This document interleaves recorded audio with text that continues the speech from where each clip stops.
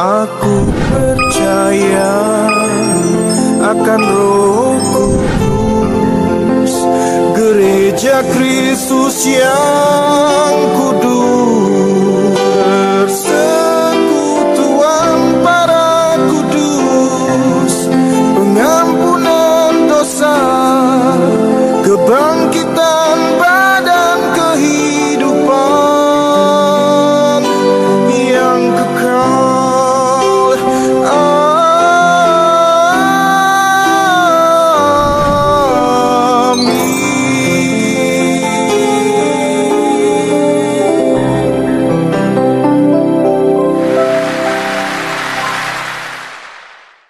Salve. Pertama-tama saya mau buat disclaimer kepada semua audiens, bahwa video ini ditujukan kepada para pengikut Kristus di dalam gereja Katolik dan kepada siapa saja yang ingin mempelajari iman Katolik dengan tulus dan jujur. Tujuannya adalah katekese untuk memperkuat iman kepada Yesus Kristus dan memberikan tambahan pengetahuan tentang ajaran Kristiani di dalam gereja yang satu, kudus, Katolik, dan Apostolik, yang bersumber pada 3 pilar kebenaran yaitu Alkitab, tradisi suci gereja, dan magisterium gereja. Selain itu, video ini bersifat apologetik. Artinya, konten video ini berisi argumentasi-argumentasi yang mempertanggungjawabkan kebenaran ajaran iman Katolik. Jika Anda bukan beragama Katolik, saya tidak menyarankan Anda untuk lanjut menonton karena ajaran iman yang dijelaskan mungkin berbeda dan tidak sesuai dengan ajaran iman di dalam agama Anda. Namun jika Anda tetap ingin lanjut menonton, itu adalah hak Anda masing-masing sebagai pribadi yang memiliki kehendak bebas dan saya tidak bisa melarangnya. Jika Anda tidak setuju dengan ajaran iman Katolik yang dijelaskan di dalam video ini, tidak apa-apa. Toh, ini bukan ajaran agama Anda. Sekarang mari kita simak videonya. Damai Kristus. Sejarah terbentuknya kitab-kitab Perjanjian Baru. Bagian pertama. Gereja Katolik mendahului kitab Perjanjian Baru. Seperti kitab-kitab Perjanjian Lama, kitab-kitab Perjanjian Baru juga tidak ditulis oleh satu orang, tetapi adalah hasil karya setidaknya 8 orang. Kitab Perjanjian Baru terdiri dari 4 kitab Injil, 14 surat Rasul Paulus, 2 surat Rasul Petrus, 1 surat Rasul Yakobus, 1 surat Rasul Yudas, 3 surat Rasul Yohanes, Wahyu Rasul Yohanes, dan Kisah Para Rasul yang ditulis oleh Santo Lukas, yang juga menulis kitab Injil yang ketiga. Sejak kitab Injil yang pertama yang ditulis oleh Santo Matius sampai kitab Wahyu Yohanes, ada kira-kira memakan waktu 50 tahun. Tuhan Yesus sendiri tidak pernah menuliskan satu baris pun dari kitab Perjanjian Baru. Dia tidak pernah memerintahkan para rasul untuk menuliskan apapun yang diajarkan olehnya. Dia berkata, "Maka pergilah dan ajarlah segala bangsa." Matius 28, ayat 19-20. Dia juga berkata, "Barang siapa mendengarkan kamu, ia mendengarkan aku." Lukas 10 ayat 16. Apa yang Yesus perintahkan kepada mereka persis sama seperti apa yang Yesus sendiri lakukan, yaitu menyampaikan firman Allah kepada orang-orang melalui kata-kata, meyakinkan, mengajar, dan mentobatkan mereka dengan bertemu muka. Jadi bukan melalui sebuah buku yang mungkin bisa rusak dan hilang, dan disalah tafsirkan dan diubah-ubah isinya, melainkan melalui cara yang lebih aman dan alami dalam menyampaikan firman, yaitu dari mulut ke mulut. Demikianlah para rasul mengajar generasi seterusnya untuk melakukan hal yang serupa setelah mereka meninggal. Oleh karena itu melalui tradisi gereja seperti inilah firman Allah disampaikan kepada semua generasi umat Kristen sebagaimana pertama kali diterima oleh para rasul. Lihat 2 Tesalonika 2 ayat 15, "Sebab itu, berdirilah teguh dan berpeganglah pada ajaran-ajaran yang kamu terima dari kami, baik secara lisan, maupun secara tertulis." Tidak satu baris pun dari kitab-kitab Perjanjian Baru dituliskan sampai setidaknya 10 tahun setelah wafatnya Kristus. Yesus disalibkan pada tahun 33 dan kitab Perjanjian Baru yang pertama ditulis yaitu surat 1 Tesalonika baru ditulis sekitar tahun 50 Masehi. Sedangkan kitab terakhir yang ditulis yaitu kitab Wahyu Yohanes pada sekitar tahun 90 sampai 100 Masehi. Jadi Anda bisa melihat kesimpulan penting di sini, gereja Katolik dan iman Katolik sudah ada sebelum Alkitab dijadikan. Beribu-ribu orang bertobat menjadi Kristen melalui khotbah para rasul dan misionaris di berbagai wilayah, dan mereka percaya kepada kebenaran ilahi seperti kita percaya sekarang, dan bahkan menjadi orang-orang kudus tanpa pernah melihat ataupun membaca satu kalimat pun dari kitab perjanjian baru. Ini karena alasan yang sederhana, yaitu bahwa pada waktu itu Alkitab seperti yang kita kenal saat ini, belum ada. Jadi, bagaimanakah mereka menjadi Kristen tanpa pernah melihat Alkitab? Yaitu dengan cara yang sama orang non-Kristen menjadi Kristen pada masa kini, yaitu dengan mendengar firman Allah dari mulut para misionaris.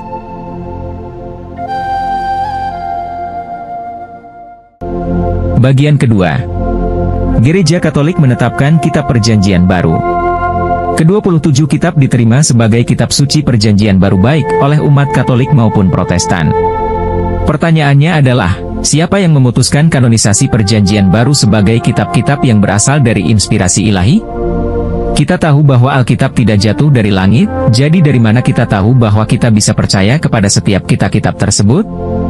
Berbagai uskup membuat daftar kitab-kitab yang diakui sebagai inspirasi ilahi, di antaranya, 1. Mileto, Uskup Sardis pada tahun 175 Masehi.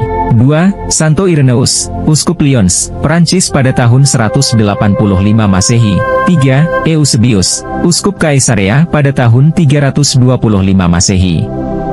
Namun, pada tahun 382 Masehi, didahului oleh Konsili Roma, Paus Damasus menulis dekrit yang menulis daftar kitab-kitab Perjanjian Lama dan Perjanjian Baru yang terdiri dari 73 kitab. Lalu, Konsili Hippo di Afrika Utara pada tahun 393 gereja menetapkan penegasan ke-73 kitab-kitab Perjanjian Lama dan Perjanjian Baru. Kemudian, Konsili Kartago di Afrika Utara pada tahun 397 gereja kembali menetapkan penegasan kanon yang sama untuk Perjanjian Lama dan Perjanjian Baru. Perlu Anda ketahui, ini adalah konsili yang dianggap oleh banyak kaum Protestan sebagai otoritatif bagi kanonisasi kitab-kitab dalam Perjanjian Baru.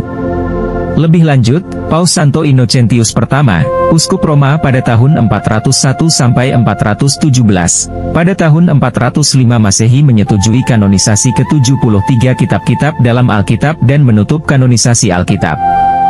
Ingat, saat ini gereja masih satu, yaitu gereja yang satu, kudus, Katolik dan Apostolik. Belum ada skisma yang pertama dengan gereja Timur Asiria yang baru terjadi pada tahun 431 Masehi. Protestan apalagi? Belum ada.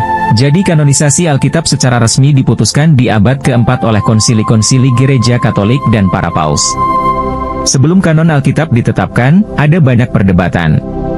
Ada yang beranggapan bahwa beberapa kitab Perjanjian Baru seperti surat Ibrani, surat Yudas, kitab Wahyu, dan surat 2 Petrus, adalah bukan hasil inspirasi ilahi. Sementara pihak lain berpendapat bahwa beberapa kitab yang tidak dikanonisasi seperti Gembala Hermas, Injil Petrus dan Thomas, surat-surat Barnabas dan Clement adalah hasil inspirasi ilahi. Keputusan resmi Gereja Katolik menyelesaikan hal di atas sampai 1100 tahun kemudian. Anda pasti tahu, yaitu hingga zaman Reformasi Protestan. Tidak ada lagi perdebatan akan kitab-kitab dalam Alkitab hingga heresi Martin Luther membuang ke-9 kitab dalam Deuterokanonika. Melihat sejarah, Gereja Katolik menggunakan otoritasnya untuk menentukan kitab-kitab yang mana yang termasuk dalam Alkitab dan memastikan bahwa segala yang tertulis dalam Alkitab adalah hasil inspirasi ilahi. Jika bukan karena Gereja Katolik, maka umat Kristen tidak akan dapat mengetahui yang mana kitab yang benar.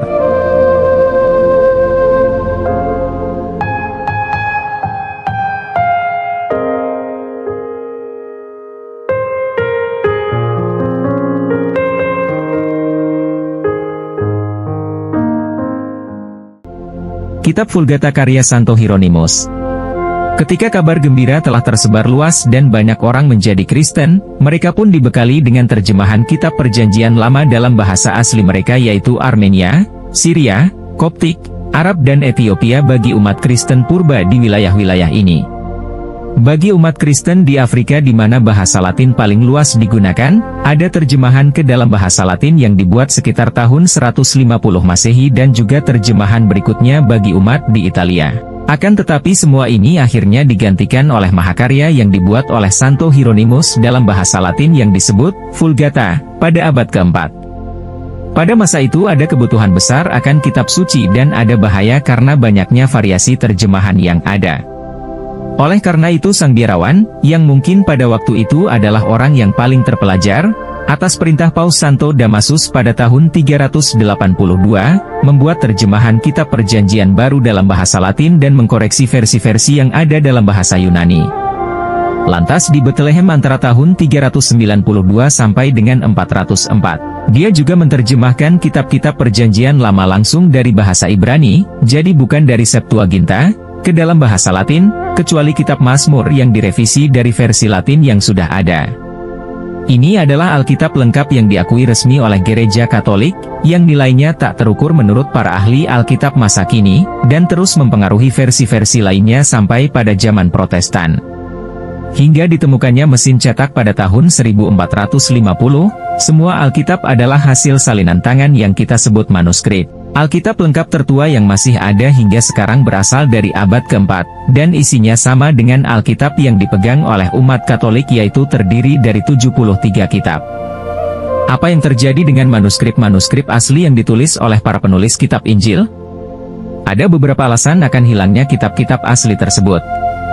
Alasan pertama, beberapa ratus tahun pertama adalah masa-masa penganiayaan terhadap umat Kristiani.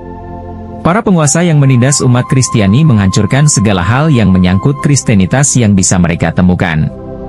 Selanjutnya, kaum pagan atau non-Kristen juga secara berulang-ulang menyerang kota-kota dan perkampungan Kristiani, membakar dan menghancurkan gereja serta segala benda-benda religius yang dapat mereka temukan di sana. Lebih jauh lagi, mereka bahkan memaksa umat Kristiani untuk menyerahkan kitab-kitab suci di bawah ancaman nyawa, lantas membakar kitab-kitab tersebut. Alasan lainnya, media yang dipakai untuk menuliskan ayat-ayat Alkitab, disebut papirus, sangat mudah hancur dan tidak tahan lama. Sedangkan perkamen, yang terbuat dari kulit binatang dan lebih tahan lama, sulit didapat. Kedua materi inilah yang dimaksud dalam 2 Yohanes 1 ayat 12 dan 2 Timotius 4 ayat 13. Umat Kristiani mula-mula, setelah membuat salinan Alkitab, juga tidak terlalu peduli untuk menjaga kitab aslinya. Mereka tidak beranggapan penting untuk memelihara tulisan-tulisan asli oleh Santo Paulus atau Santo Matius oleh karena mereka percaya penuh kepada Gereja Katolik yang mengajarkan lewat tradisi dari mulut ke mulut oleh para paus dan uskup-uskupnya. Umat Katolik tidak melandaskan ajaran-ajarannya pada Alkitab semata-mata, tetapi juga kepada tradisi yang hidup dari Gereja Katolik yang infalibel. Ubi Ecclesia, Ibi Christus. Aku percaya akan Roh Kudus, Gereja Kristus yang kudus.